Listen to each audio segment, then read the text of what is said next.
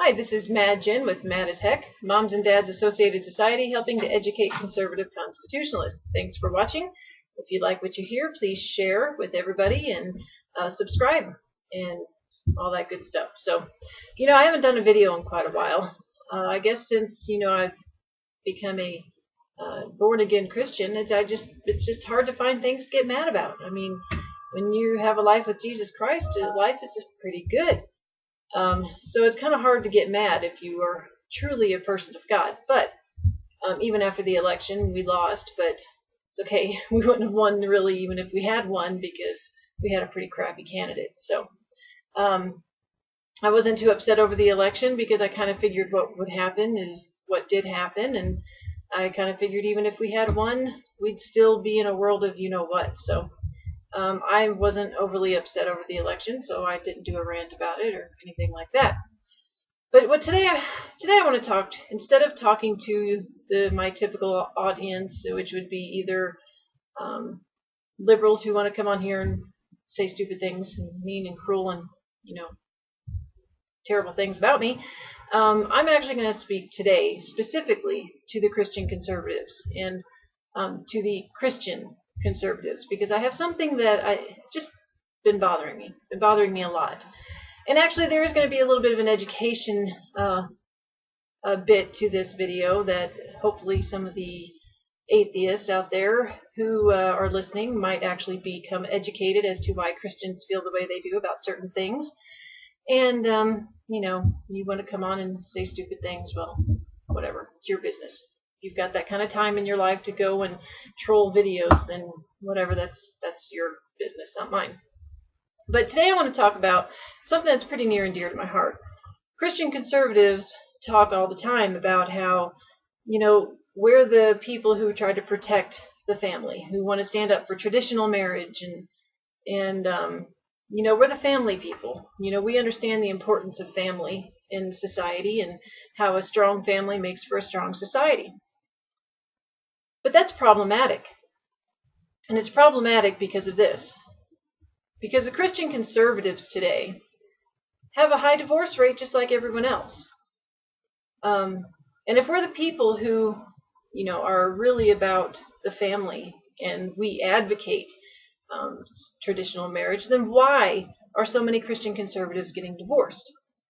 Well, before we, tackle that topic, which, there's 10,000 ways we could go with it, let me explain. Christians, you know this already, but let's reinforce this to Christians. Let's educate the non-Christians about why marriage is so important in Christianity.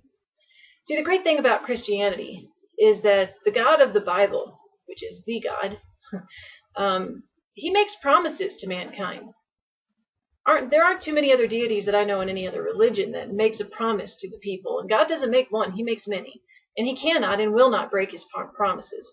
Now, there are things in Christianity called covenants. And a covenant is like a promise to the nth degree. It's something that cannot be broken and really should not be broken. And oftentimes, a covenant is forged in blood. Before Jesus Christ came, the only way to go to heaven was to sacrifice an animal, shed blood through the sacrifice, and then you could go to heaven. After Jesus Christ came, he sacrificed himself. He shed his own blood so that people could go to heaven. So blood is a very central theme in Christianity, and it's not just the theme of the sacrifice through Jesus Christ, but when God made man in his own image, and he saw that he was alone, and he realized that, that's not a good situation for man, what did God do? Did God create woman out of dirt like he did Adam? No. What he did was he ripped a rib out of Adam's chest and created woman, which was done through pain and done through blood. Now, why would you'd ask, why would God do that? Why didn't he just make another woman out of dirt like he did, or make a woman out of dirt like he did man? Well, because he wanted to form a covenant, a bond between man and woman. That was the marriage. God, if it's forged in blood, that it's a big deal in Christianity. It's serious. And so he forged this marriage between man and woman out of blood. Now, when you think, okay, so the man sacrificed, and the woman was formed out of his flesh.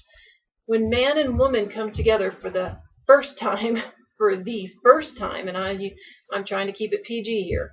When man and woman come together for the first time, what happens to the woman? Any of you married folk, and hopefully only the married folk, but we know we live in the year 2012. It's not the married folk that know this. But we know what happens to the woman on the wedding night. When the marriage is consummated, the woman bleeds. So there's blood. There's the woman's covenant to the man. Now, why is it that the first time man and woman are joined together, it's painful, but every time after that, it's pleasurable? Because that pain and the blood symbolizes and is the promise between the man and the woman. It's the blood covenant that should never be broken.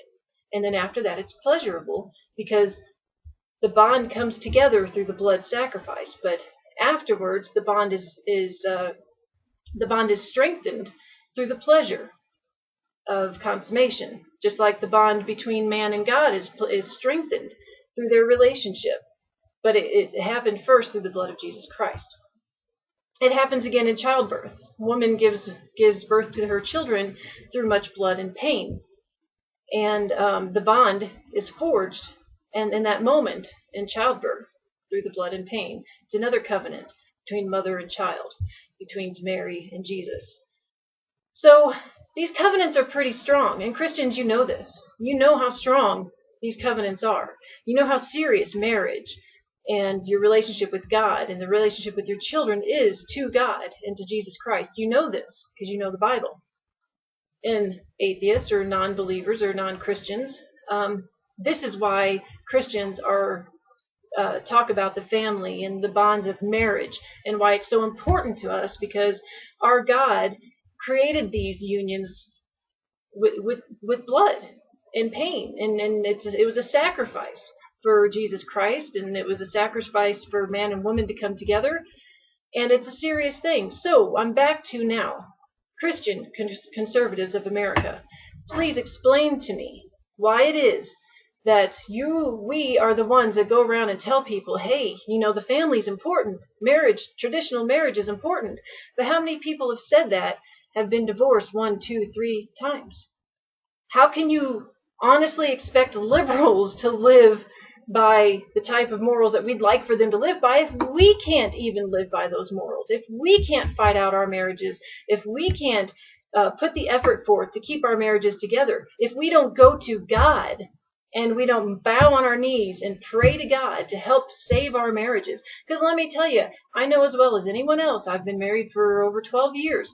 Marriage is not easy. It's pretty stinking hard. Yeah, it's hard. There's only 2 things in my life that I've ever noticed were really incredibly hard. 1 is maintaining my marriage, and 2 is raising my kids.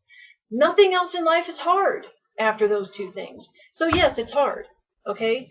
But we have God, people. We have Jesus Christ to go to. We have the altar to pray at.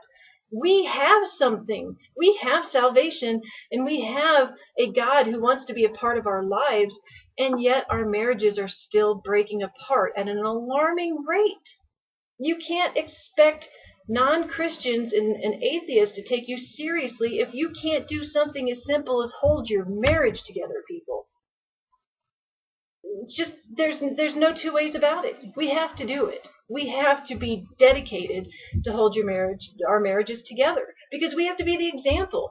And if we can't hold our marriages together, then we can't go off and say, oh, we're the people that believe in family and strong marriages. We just can't. And if we can't do that, if we as Christians can't be dedicated to maintaining our marriages and strengthening our families, then how do you expect our nation to ever go back on the right track, to ever get back on the right track? How do you expect that to happen? I don't know how it's going to happen, because it won't happen. So we have to, what's the verse in Matthew about you have to pluck how does it go? You have to pluck the log from your eye before you wipe away the speck in someone else's eye. Christians, we need to be pulling the logs from our own eyes, and we need to be keeping our marriages together so that our children can grow up secure, our children can grow up loved, so our children don't grow up broken, and so that we can keep God's promises and His covenants together. We're Christians. That's what we're supposed to do. Let's start doing it. Please, for the sake of our nation, for the sake of our children, for the sake of our credibility, we need to start doing it. So if any of you are watching this and you're on the brink of divorce, I beg you, go pray at the altar. Go open your Bible. Get down on your knees together as man and wife and pray to God to fix your marriage. Because if you go to him, Christians, you know this, he will help you. So that's all I have to say today. Tried to keep it as mild as possible because I don't want to alienate any Christians out there. I want to bring Christians together and help them help themselves and help them help our nation. And so I hope you're listening. I hope you'll share, and I hope you'll subscribe.